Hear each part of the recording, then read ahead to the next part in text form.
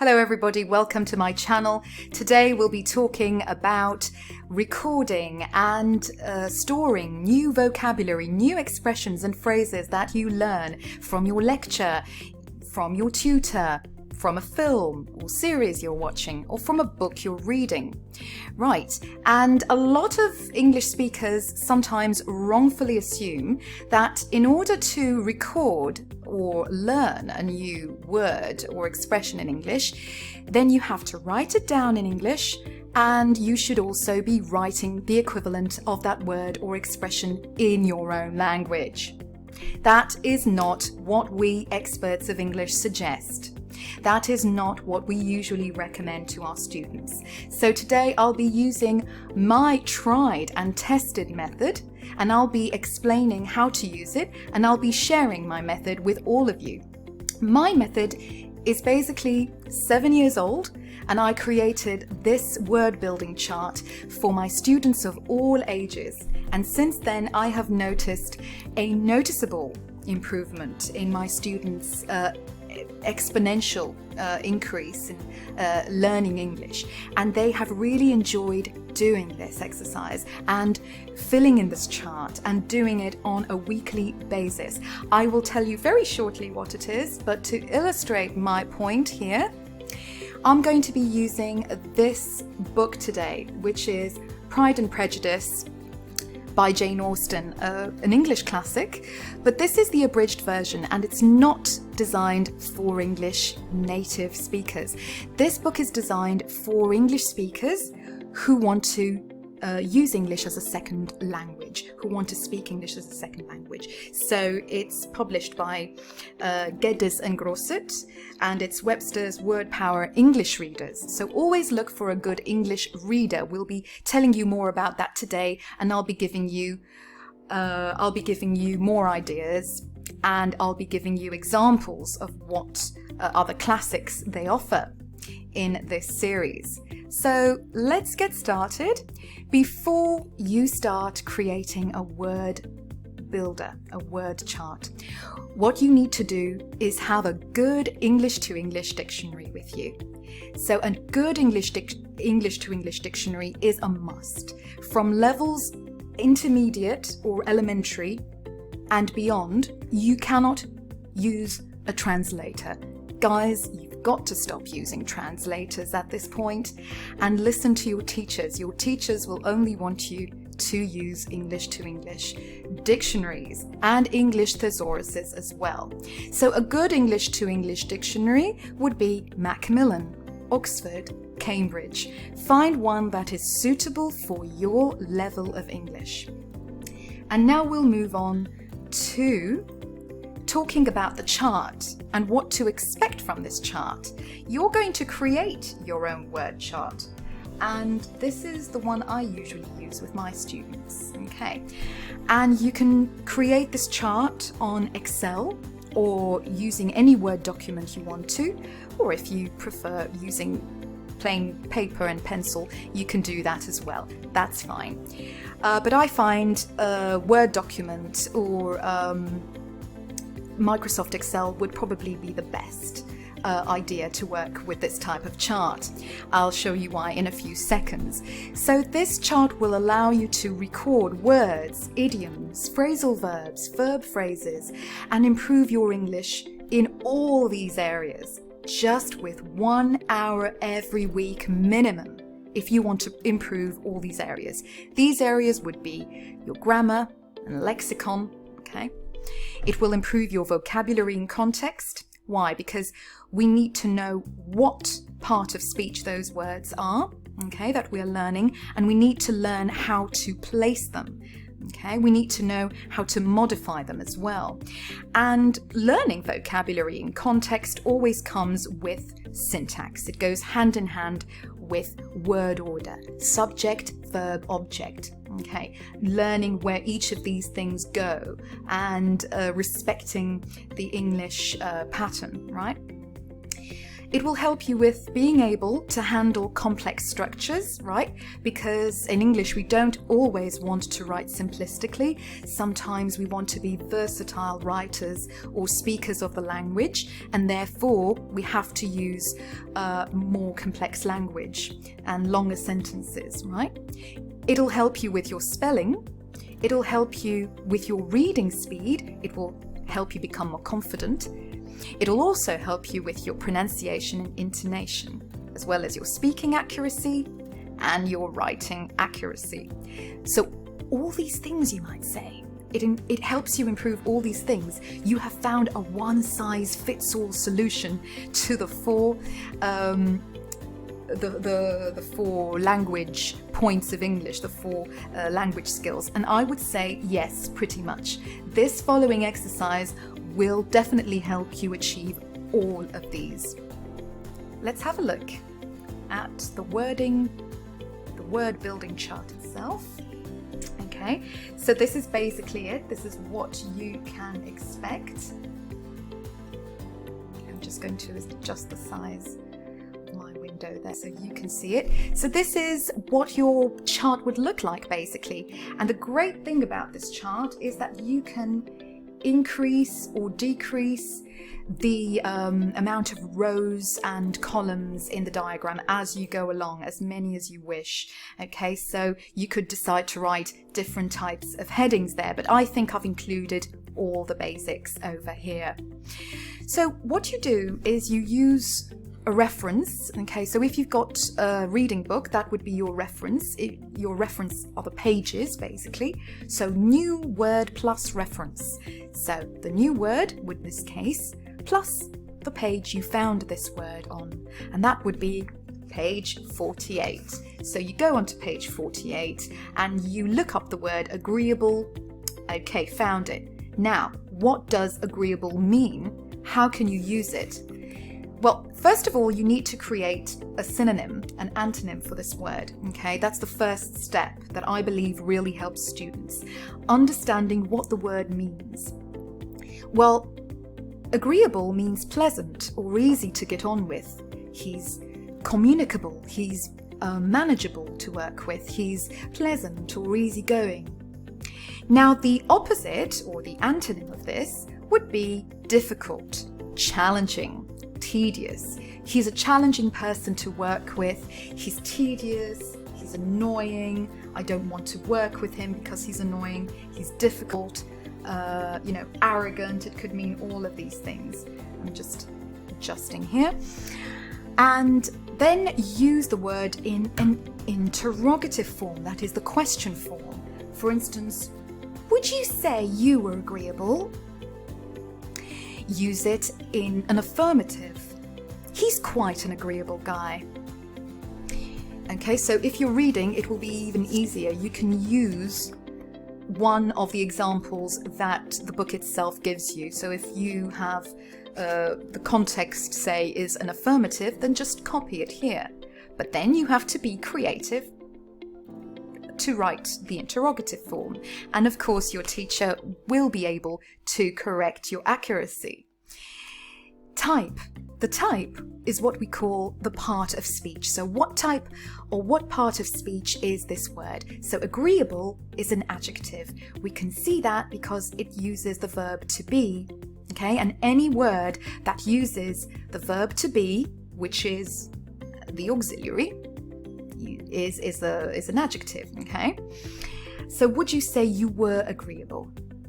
But sometimes you'll come across other forms, such as verbs, which can also be used as adjectives.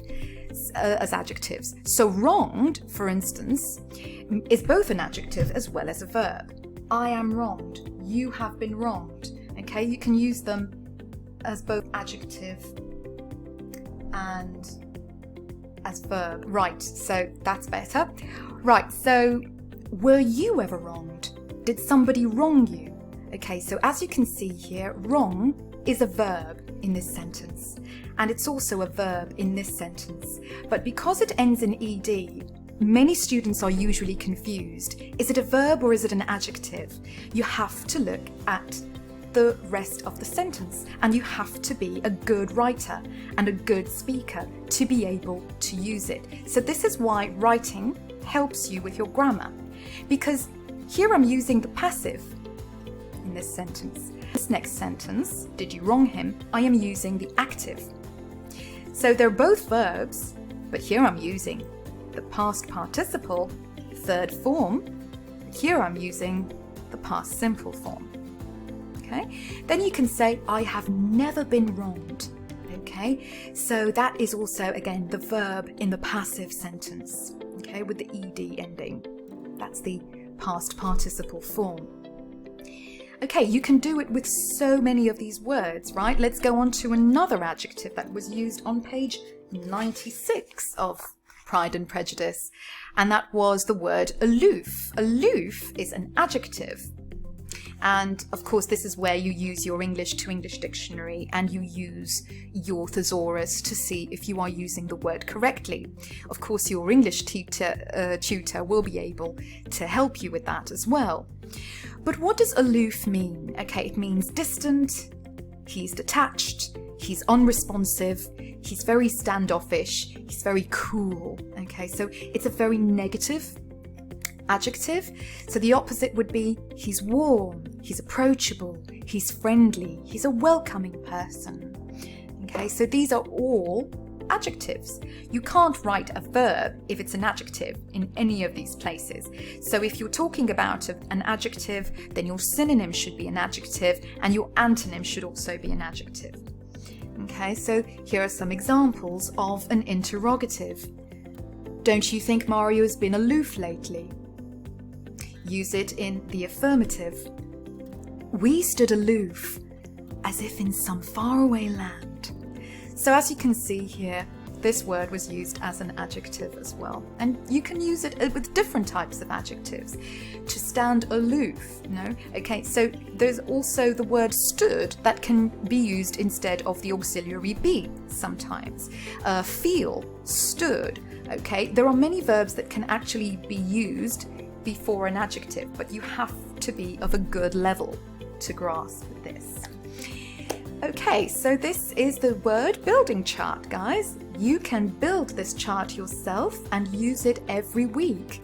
At the end of the week, say, on the weekend, you can design this and write in all the words that you have learnt in class, or all the words that you have found in your new reading book. So I suggest you use this chart as an exercise every day or every week. All right? And a lot of you are asking, right, Lisa, but before you also said it could help our speaking accuracy and pronunciation. How's that done? Well, with an English reader, just like the one I've showed you today, and I'm going to show it to you down here, that's Pride and Prejudice, English readers with notes and glossary, okay?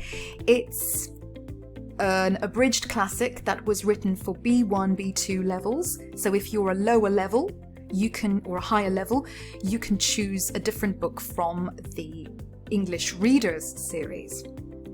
Now, if you want to practice your speaking, and this is the fun part, this is what you do. Right, so as you can see, as with many other books in this series, this is another popular book in the series of Geddes and Grosset, and this is Dr. Jekyll and Mr. Hyde, for instance.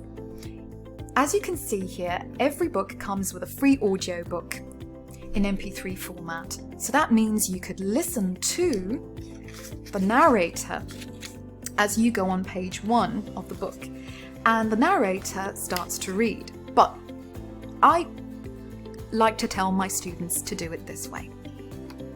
First, open your book on the first page.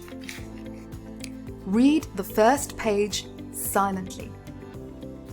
After you've read it silently, or while you're reading, underline all the words you don't know, or the words that you wish to know, or the words you're interested in. Okay? And then press play, hit a button on your audiobook. Listen to the narrator. Read the first page only. Stop the recording or pause it after the first page. And then open your book again and read aloud. Read that page aloud. Try to copy the narrator's pronunciation. Try to copy their intonation. So that will really, really help you with your speaking skills, your natural ability, okay, your confidence. Now, of course, if you want to have your mistakes corrected, your English tutor should be able to help you with your accuracy. So on to remembering what we spoke about today, okay? Remember to record your new vocabulary, these new words, new expressions, new idioms every day. Every time you learn something new, you want to record it, write it down. But don't use your don't use your translator, only use your English-to-English dictionary, because we said it's more effective, and therefore it's written by experts who will help you. So therefore, you will write and speak better. Okay, remember that creating tables like the one we showed you today will help you record new words and phrases that you come across in English podcasts, in newspaper articles, from English readers like this one, from your English course books, from academic literature or reference books. Okay, and then what you do is you insert these words into your vocabulary building chart every time, along with other word building tables.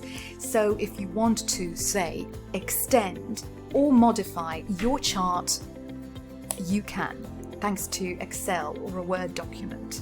Okay, and you can basically increase this in numbers. You could have a varied library of words if you do this every single month. Now, this chart that I showed you today shows you the new word along with its original reference for the abridged version of the book Pride and Prejudice by Jane Austen from the Webster's Word Power English Readers, published by Geddes and Grosset in 2015. This edition that we read today was suitable for levels B1 and B2 of English.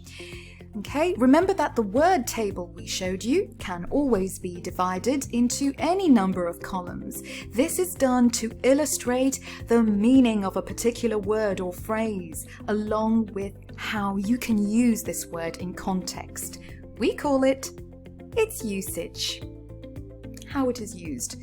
Now, you could also have a chunk of a sentence in your chart. You don't have to write single words, okay, or parts of speech. You can basically choose to write anything you want in the chart. Okay, so apart from this, my students tell me, excellent. Now, can I take it a step further? Maybe to improve my writing skills? Yes. Apart from the chart that I showed you, you could also be writing a summary. You could also write a summary of each chapter, okay, or an appreciation of the book, if you want. And it can be corrected by your tutor. What's an appreciation? An appreciation is literature, a few paragraphs basically to explain, if you're studying literature, this can help you, to explain what the book was about, what technique the writer uses, and other things, okay? Or you can, as I said, write a simple summary of the chapter, and I think a lot of my upper intermediate students like to do that. So it really depends on your level, on your skills, and on your patience. So you can learn all these things at your own pace, with or without your English tutor.